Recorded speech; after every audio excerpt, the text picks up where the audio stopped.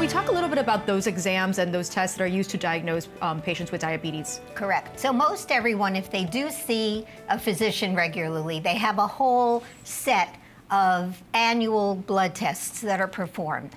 And generally it's done on a fasting level.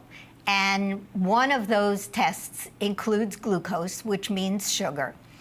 The problem with detecting all people, or as many as we can, with diabetes by utilizing that test is that fasting will not pick up everything. Right. So many times a fasting blood sugar can be perfectly normal on a series of tests like that. And then after a person eats, blood sugars could be high, but yet we wouldn't know about it.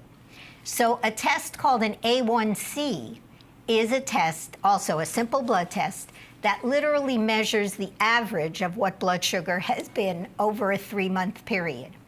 And that's another good tool to finding more people with diabetes, even if the fasting level is absolutely normal. So those of us that test blood sugar at home, and the devices are very, very, very common. There's many of them now on the market. It involves a tiny little finger stick, which the needles are very, very, very small, and a tiny amount of blood. And within 5 seconds, you get a reading as to what your blood sugar is.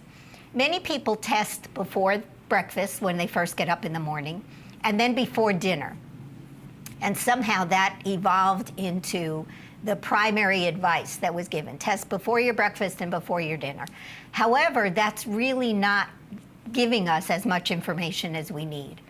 So obviously, if you give insulin based on what your blood sugar is, and you do that at every meal, then clearly test before each meal. But if you're not taking insulin, testing before breakfast is a very good idea. But then, on occasion, testing 2 hours after various different meals.